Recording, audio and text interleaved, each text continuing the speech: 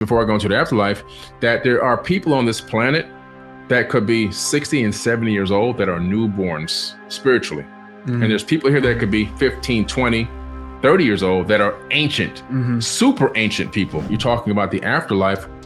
We're talking about entering your spiritual energy, reconnecting with source, your higher self. I think that we're all connected to a higher self. There's a situation, in my opinion, with karma, where if you're always focusing on the dark stuff and always doing dark or engaging in darkness, you're going to get more darkness coming at you. And that darkness, in my opinion, could supersede your lifetime in this avatar body. It could follow your spiritual energy, which is eternal. The children of light are these indigo children that you see popping up all over the world. The younger generations that are coming in with the old soul mentality and consciousness, but also not grasping on to the fake illusory concepts that were forced on them as children. They were able to override that programming code like this.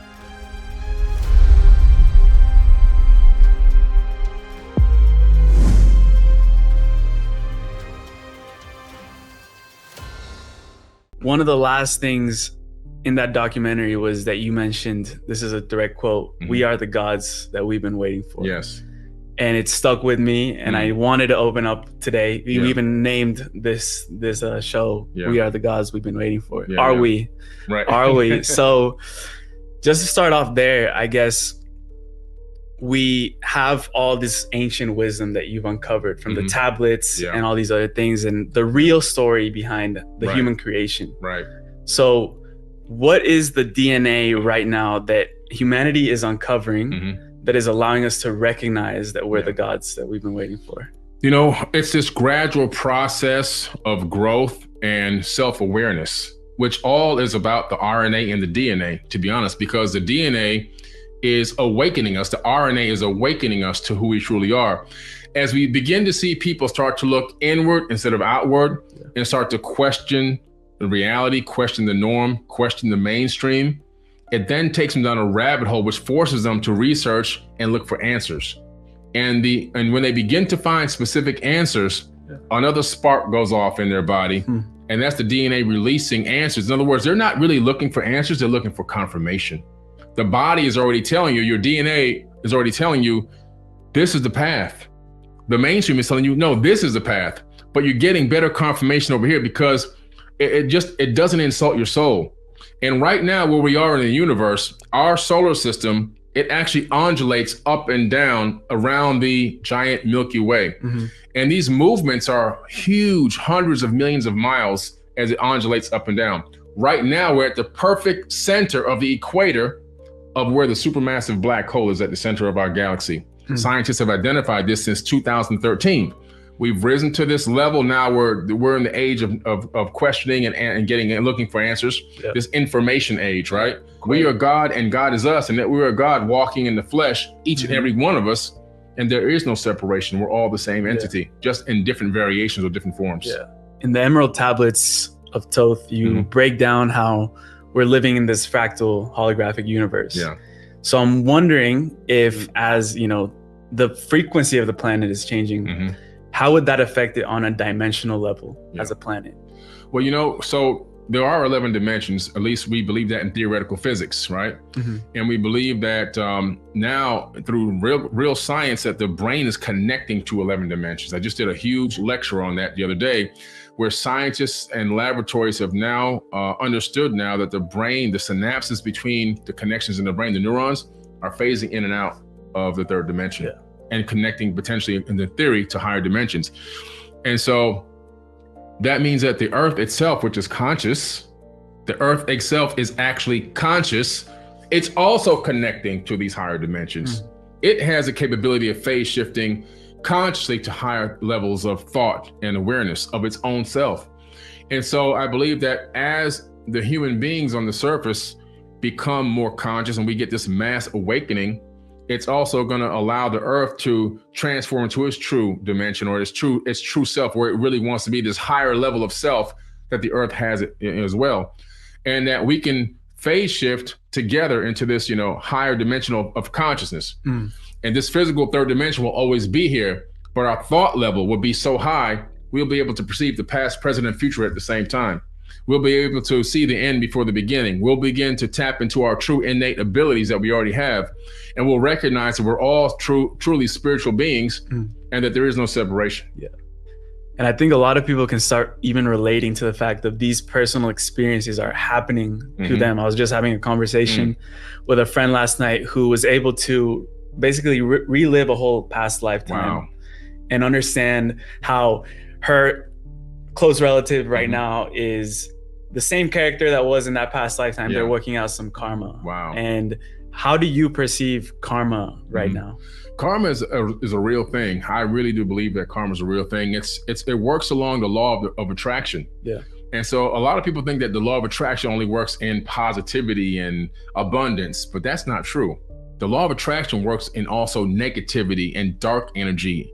And, so if a person's always doing things wrong or doing wrong things, I should say, being bad, trying to hurt people, trying to injure people, whatever the case may be, dark things, all the dark thoughts, that is going to reciprocate back to them.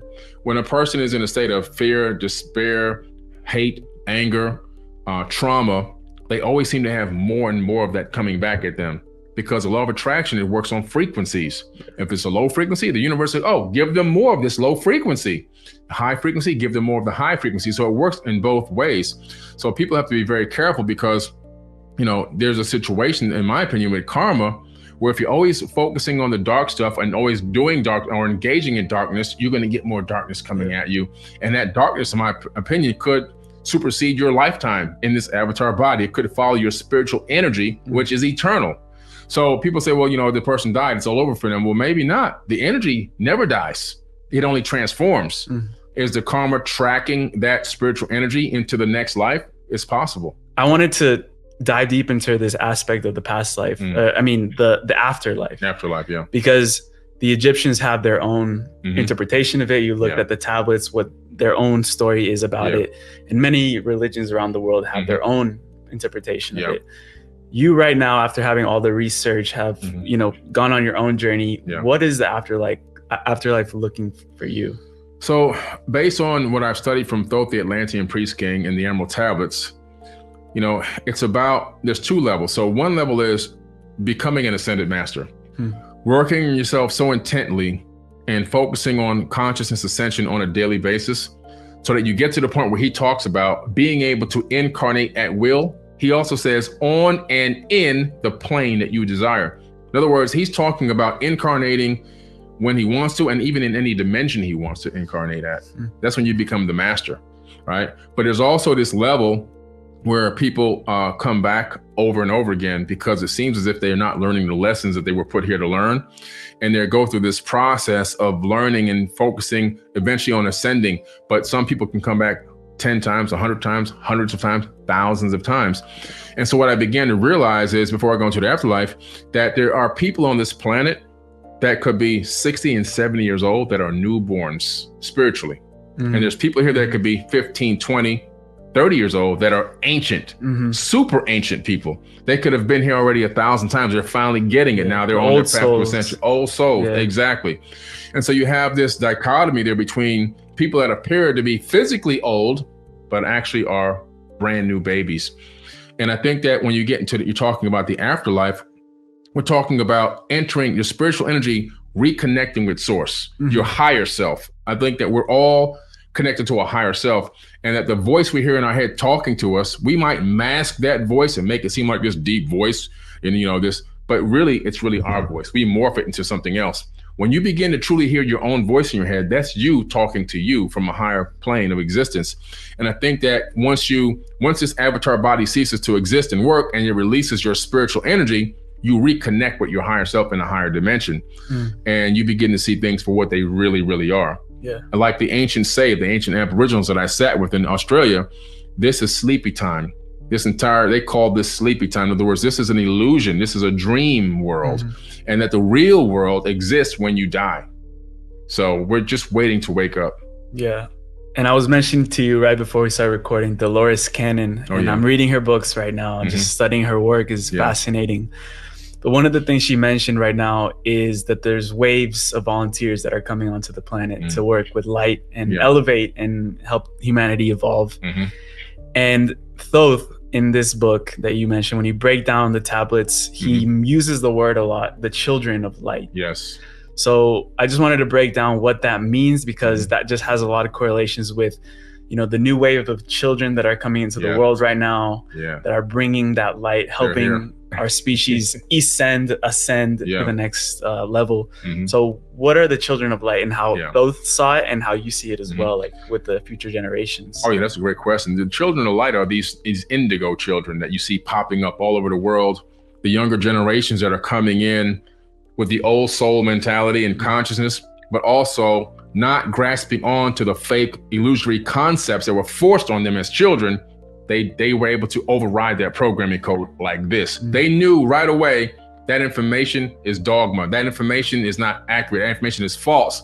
I'm here to talk about this. I'm here to learn this. I'm here to teach this. And these are people that have agreed, in my opinion, to come here and assist in the launching of mankind back towards the golden age. And there are literally millions of people that are here right now as we speak. Some are babies and some are even adults now, that are here for one purpose and one purpose only: to help usher mankind back up to the next golden age. Thoth, who called himself a son of Atlantis, and he also called himself a son of man, which is ironic that Yeshua, aka Jesus, calls himself the son of man in the Bible, right? And he said his mission is to help man find and seek the light. He used to travel the universe from watching civilizations rise and fall. That takes a long time to watch. He's been around. He's been around, right? But that man truly always wants to seek the light, and that we will get back to a golden age, that the golden age is within our reach. And his mission was to help raise mankind back up. In other words, we had been there before to a high level of civilization. Yeah. So that takes us back, I think, to Atlantis. And some of the things that you've discovered about Atlantis, because obviously Thoth, the Atlantean, he was coming from that land and that civilization. For some reason it fell, and there's many interpretations of it. I know from the tablets, they're telling us, the ancient cultures are telling us about the flood and everything that happened. But what do you think are some things that we can extract from that point in civilization that we can start applying to what's going on right now? Well, you have to look, and when you look deep into the Atlantean story, you discover that there was some disarray. There were some disagreements, there were some fighting, there were some wars between these Atlantean people because of differences of opinion, quest for power over other humans. The Atlantean civilization wasn't just a ring city. That was just one capital of dozens that existed on Earth. So the entire planet itself is Atlantis. Wherever you are right now, you're in Atlantis. And these battles ensued, and even the jealousy and the prejudice of the fact that an Atlantean king would have take a human as a wife. That was another big problem, one of the biggest problems that caused one of the big wars. And so you had all this crazy stuff going on, and these quests for power and domination and control by not all of them, but by most. And you saw, like Thoth, the Atlantean, how that wasn't his mission. His mission was to enlighten humans. His mission was to bring knowledge, alchemy, chemistry, languages, building techniques, and so forth, and enlightenment to the world. He created the first mystery schools. And so you had some that were dark and evil, and some that wanted to bring the light. And you have to look back at that time and realize the past is prologue. What happens in the past is doomed to repeat itself again unless we learn about it and learn the lessons from it, which is where your question is going. So we have to really look and analyze, what is it that is causing this to continue to happen to us, these rise and falls of civilization, which we know has happened at least 4 times. Now we have to say, look, this is what happened. Ego crept in. Ego crept in. The want and the will. When you have everything you want and you're fully loaded, like there's no more money that you can get that will help change your life at any point. Like this quest for power and domination over others is the weakness. It's the Achilles heel of mankind. We have to learn from that and say, look, no more. How do we have unconditional love for one another? How do we work together, even though we are all different and we have our own differences, right? How do we work together and we forget about this divide and conquer tactics that they use on us all the time to keep us separated and fighting one another? so that we can't see what's really going on behind the veil. We have to at some point realize we as 8 billion people now on this planet have to come together and work together and love one another, regardless of who we are, what we believe in, what we don't believe in. And we have to stop playing the game. Right now, 100 people control 8 billion people. 100 control 8 billion. So when you look at that number and you go to the ancient past, you see the same exact thing. The Anunnaki in the tablets, in the Sumerian tablets, not in this book, but in the Sumerian tablets, they say that there are so many of them and so little of us. At any moment, they can realize they don't need us. So they were even afraid of this in the ancient past. It's the same thing going on right now. We have 8 billion of us, and we're fighting each other. We're abusing each other. We're killing each other. We're stealing from each other.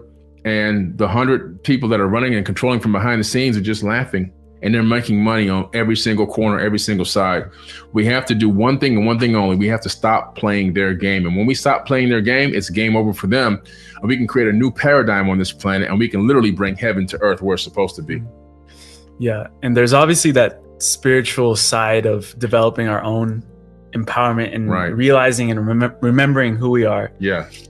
And there's also the technology that right now is going hand in hand with this sort of evolution that humanity is going through. And I found it interesting that there has been a lot of UAP sightings that rose up recently in just the last couple of months, which kind of correlated or causated with the release of more AI into the public, to the hands of the public. Do you see any sort of pattern? There's a huge pattern. You see the government, they're masters at neuroscience.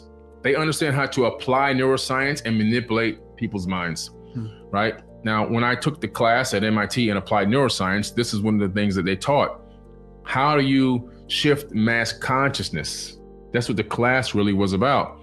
And when you take this class, you begin to realize these techniques can be used for good or evil, right? You can see it, like they can be used for good or evil. They have chosen to use it for evil. So they understand how to time things. Oh, we can say this while we do this. We can do this while we do this. While they're looking over here, we can do this over here. You know, in the middle of the night while they're sleeping, we'll pass this bill, and now they have to pay income tax. And so we'll make this bill pass, but we'll distract them with this big problem, right? With these riots or whatever we'll create here. And now, while that's all going on, everybody's outside picketing over here, we're going to pass another bill. Now we gotta, we have a banking system that steals all their money, right? We have so they keep this whole scenario going. Now it's UAPs and UFOs. 2 agendas. One agenda is money. There's nobody else to destroy on this planet. We've literally gone to every country and every continent, and we've destroyed everyone. We've installed our puppet dictators, and we've created our resource plan where we can steal resources from those lands, give those people peanuts, and we can make trillions of dollars.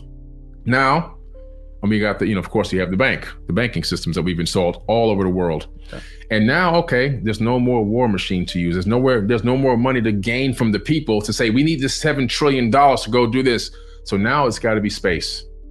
So now by saying, hey, there's stuff up there that can kill us. It's a threat to our national and global security. Now people are going, oh my God, they can't stop these things. They're too fast. If these things wanted to kill us, we'd be gone. Yeah. I mean, think about this. A civilization that can travel at 5,000-6,000 miles per hour and then make a 90-degree banking turn on the drop of a dime, and a F-22 can't even touch it. They're probably not going to come down here with guns blazing. If I had a kind of a civilization like that and I wanted to take a whole planet, I would just drop something in the atmosphere. And then 2 or 3 days later, everybody would be dead, and I'd come clean up the mess. Even probably what I dropped in the atmosphere will probably disintegrate the bodies. I won't have to clean up anything. All the buildings will be intact. All the technology will be intact. Nobody's coming here with guns blazing. But they have this illusion that's what's going to happen. And so now we have a space force, guys. We need the 7 trillion. We need 10 trillion. We need $20 trillion. Now they got their war machine funded again. They're on the board of directors for these private corporations, which put them into black budget projects. So they don't have to, you can't use a FOIA act to see what they're doing with the money. Right? No Freedom of Information Act. You can't request it because they put it into private corporations. And now they get all this money. They're all making millions and billions at the expense of fear that they've pushed on people that doesn't even exist. When we start talking about AI and there's gonna probably be more regulations around it. Yeah. If you were in an ideal society, probably an advanced civilization that has created their own sort of artificial intelligence, what would be the best way use of this technology? What would you be using? What would you be channeling that technology into? I love the idea of it because there's so much that can be done to free the burden of mankind. So the first thing, and the first and most important thing is the programmers have to be conscious. See, as above, so below, right? And so since as above, so below, and everything is a fractal, that means that the programmers that are writing this AI code, they're not conscious. You know how we know they're not conscious? Because you look at the way that the algorithms work on social media, they're racist, they're biased, right? They have agendas. We know this just by posting stuff on social media, how the AIs work and manage your social media account. And so we have to have conscious programmers, people who are spiritually conscious and focusing on becoming an ascended wisdom keeper.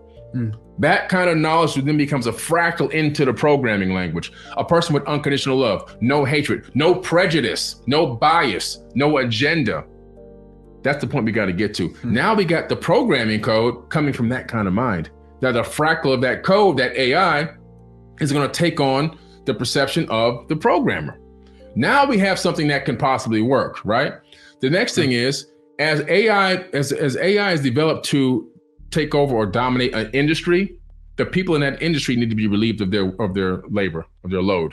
In some way, shape, or form, they should not have to bear the load of their expenses economically, because that has been snatched away from them. And so now what do they do? And I think that in a future society, an AI situation where it's programmed by conscious programmers, it's not biased or racist or anything else, and it's there to literally lift the load of mankind. Even reading into Dolores Cannon, I also saw that in one of her sessions, they were explaining how in Atlantis, they wouldn't need this world government as we have it. These different governments around the world that are creating more division. And they would train the children from a very young age to become or activate their psychic abilities. They'd communicate telepathically. They would do a lot of different things with their mind because they were developing these traits. How would a world look like when everyone turns on their psychic abilities? Have you turned on your psychic abilities? Well, you know, it's a process. I feel I have some higher sensory perception in certain areas, but not in all areas. There's people who I've met, even Courtney Kane Sides, who's a medium, it's on my Forbidden Knowledge podcast. She's incredible. She told me things about myself that nobody knows. I've kept them in complete darkness in my own brain. She opened the file cabinet and took it out the file cabinet. I'm like, damn. So there's people that are really gifted out there, right? And so it's like, wow. But, you know, I've been able to, I get things. I can discern information that comes to me. And I know that the Akashic records are real, not because of woo-woo, but because of quantum physics. Every thought that you think creates a light wave that leaves your skull and goes. And we can't see the light because we only see 1% of the light spectrum. Every thought coming out of your brain right now, if I could see those light waves right now, it'd be crazy. All over the place. Right? All over. There's light coming out, there's lightning coming out of my head right now. You can't even see it because we only got less than 1% of the light spectrum. We can't see gamma rays, X-rays, infrared, ultraviolet, and so forth and so on. But these light waves, they go out. But what's on the light? It's encoded with information. Just like your cell phone. Cell phone right now is connected by light. Microwaves are light waves, waves of light. My cell phone is sitting here right now connected to a tower via a light beam that you can't see. And what's on the beam of light? Data. Same thing with your brain. This is a fractal of our human consciousness. It's sending out information. Every thought you've ever thought since you had a first thought is going out into space-time. It exists on the grid. So sometimes you're walking around and you get an idea, something comes to you. It's not that you originated the idea. A lot of times it's that you've downloaded the information. Scientists discovered that our brains can our thoughts, our synapses can quantum entangle with other thoughts that exist in space-time. Now it's real science. And you can get that information if you can discern it and understand what that just was. And then the next step is, can you act on it? So my ability or my superpower has been the ability to be able to get those epiphanies and recognize that I just got an information from a source, from the source out here, from the Akashic records, or whatever you want to call it. Now, what do I do with it? is it something that I can utilize in what I'm trying to accomplish as my mission here on Earth? And I go and I dig into it, I research it, I study it, and then I present it and bring it to the people. A lot of the times, information that I get like that, it gives me something new to talk about, because it wasn't even on my mind until it came to me. And then I looked it up and it's real. And I go, oh my God, this is real. And now I'm putting it out. So that's, something that I've been able to, I guess you want to say maximize that ability that I've had to get information. I was walking down the beach one day doing a beach walking meditation, and parabolic down conversion came to me. I'm like, what the hell is that? What? Parabolic down conversion, right? What is that? I go and I look it up. It's how you take two particles and you phase shift them on the same frequency through a laser, and then you quantum entangle them. That's how I learned about quantum entanglement. I was walking down the beach another day, beach meditation again. I love walking on the beach. I get quantum walking, and I go, quantum walking. I go look it up. It's real. These things come to me. And so that's how it is. That everybody has these special gifts. We just don't open our packages. Sometimes you have to be really quiet and just still and see what's coming to you. What abilities you have. Sit there and try to think about moving something. Sit there and think about, communicating with somebody and see if you can get a response. Even if they're long distance, send a message to them. See what happens. See if they can call you. Call an elevator down. If I'm in a crowded building, before I get to the elevator, I'll start focusing. I want the elevator down here already. I'll go into a mall. I'll start thinking, I want this parking spot, And so when I get there, there's a spot ready for me. So all these things are our natural abilities, but we don't exercise them. We don't try to use them because we think, oh man, this is stupid. No, try it and believe it and just see what happens. Yeah. Let's talk about the pyramids for a moment, because I know that they were used to house a lot of data, information, a lot of wisdom. And you hear accounts here and there where people go into the pyramids and all of a sudden they activate a psychic ability and it's activated and they turn it on. Why is that happening? What do the pyramids have as just something unique about them that is allowing people to do this? The Great Pyramid itself is a multifunctional stone computer and some type of spiritual machine combined together. I took 70 people in October into the Great Pyramid at Giza, and we went and sat down inside the King's Chamber, and we chanted for about an hour. Om chant, which is the primordial sound of the universe. Om, right? That's the sound of creation. And it was so powerful and so moving. We all came out of it completely different. There's something about the resonant frequency and the ratio, the 2-to-1 ratio of the resonant inside that King's Chamber. It does something to your consciousness. It changes something in you. It takes you to a higher realm of understanding and belief. It's just an incredible thing. And just being around it, number one, there's over 2 million blocks, right, of the Great Pyramid. Just standing right next to the Great Pyramid, time slows down. You're in a time warp. You're in a time bubble when you stand next to the Great Pyramid. It's time dilation. So anybody standing 100 yards, a mile away, they're experiencing time microns of a second different than you are. Time is beginning to slow down for you just that one effect in itself. And then add to the fact that you have, thousands of tons of crystallized, magnetized granite on the base and inside the King's Chamber. All that's affecting, those magnetic fields are affecting your body and your DNA as well. Well, you mentioned that we have these magnetite crystals in our brain. Yeah. Is that related to the crystals that are inside the pyramid? Well, magnetic fields, they connect and talk with each other all the time. You just don't believe me. Just take two magnets and put them on opposite poles. They'll repel or you can switch it around. They'll attract. Yeah. So we know that these things trigger different responses and different hormones releasing from the brain. And you have magnetite crystals in your brain, billions of magnetite crystals. And your pineal gland is made of what? Crystal. Matter of fact, when you put pressure on those crystals, they give it a spark. So if you have a lighter that you use to light your gas grill or whatever, or a cigarette, hopefully you don't smoke. But when you spark it, it's actually not a piece of flint in there. There's a crystal inside your lighter. When you do this, you're putting pressure on a crystal that creates a spark, because when you put pressure on crystals, they spark. And then the gas from the inside lights that spark, and that's how you get a flame, right?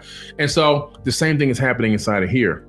And inside the pyramid, they call the center of the pyramid the Paya in ancient times. That's where the fire is located. It's just nothing but a fractal, right? And so it's igniting this flame on the inside, this eternal spiritual flame of energy, and then you walk right into it. It's combining with your energy, And it's just an amazing experience if you're open to align yourself to receive that. I wanted to ask you why right now NASA is trying to own the rights inside the King's Chamber. Is there an agenda behind that? There's a huge agenda, and they're sucking up all the incredible sites and getting these ownership rights to these sacred places. It's just mind blowing because it's telling me what I've been talking about is accurate. Because why would a space agency want access to information about an ancient site if it didn't have to do with space and astrophysics? So when you look at the Great Pyramid and its astrological alignments, right, with Sirius and with Aldebaran and Orion and all this stuff, it's like, what is this? The Pleiades, what's going on here? And now I remember, I think it was 2014 when I was getting ready to go up into the Great Pyramid. My guy was talking to one of the pyramid priests and one of the security guards, and they were saying, in the next 10 years, nobody might be able to come in here anymore. And she was like, why? What's going on? And it was because they said that NASA now owns the rights to the entrance into the Great Pyramid to get to the King's Chamber. Yeah. And so she said, well, why would they close it? And his excuse was, well, what they told him to say, or maybe what they said, and he believes it, is that the pyramid's unstable. The pyramid's unstable for after all thousands of years.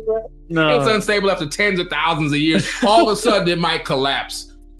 Come on, there's some astrological, scientific stuff that's going on there that they want to be able to research and scientifically study, and they don't want anybody else to discover it first. That's what it's about. When I took a helicopter into the Grand Canyon about 2016, I think it was. I took a helicopter into the Grand Canyon. We went right down in a place where this rumored to be this ancient Egyptian area, where behind this opening to this cliff face. Yeah. And I'm like, they said, you can't go over there. Huh. I'm like, why can't I? But sacred ground and we don't allow anybody to go over there. So I'm like, okay, so they have lunchtime now. So as everybody's eating lunch and everything else, I'm sneaking away from the picnic table. I'm sneaking away. I finally found myself in this area where I can get away. And within not even 15, 20 seconds, this guy pops up. He's got on this all black. It looks like a military outfit, but with no insignias. Yeah. And he's got the AR. And he's telling me, you got to go back. You can't come over here. And I'm like, well, what's going on? Like, why can't I? I don't know. Why can't I come over? NASA owns the rights to this. I'm like, NASA?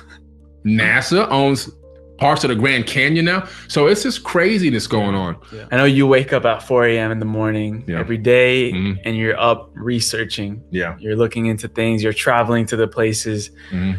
What are you most fascinated with right now that's caught your attention, that, some anomalies that are going on right now? Where's your curiosity taking you right now?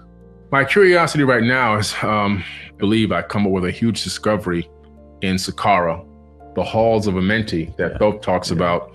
I truly believe that I've now, after further research and going there again, right, it is the halls of Amenti of Enki, Ea Enki's halls of Amenti, where they would rejuvenate their bodies in these chambers. And in these alcoves under there, which are carved out of solid rock using a form of vitrification. In other words, there's no excavation. The way that this serapeum was created, there's no excavation. They use a boring machine. Now we have a machine just like this in real life. We own it, not me personally, but the government has one that creates these underground tunnels for high-speed trains and so forth. It's called a nuclear boring vitrification machine. And it creates tunnels, and it vitrifies or burns the rock and creates the tunnel. As it goes, no need for excavation. So you can make tunnels thousands of miles with no excavation team. This thing is made the same exact way. And the alcoves are so tight with these 10,000, pound, or I'm sorry, 10 ton sarcophaguses inside of them. There's no way to angle them into the alcove. So they were materialized there. They weren't built there because you have to have, I think, 8 to 10 times the amount of granite to make it. They can't fit there then.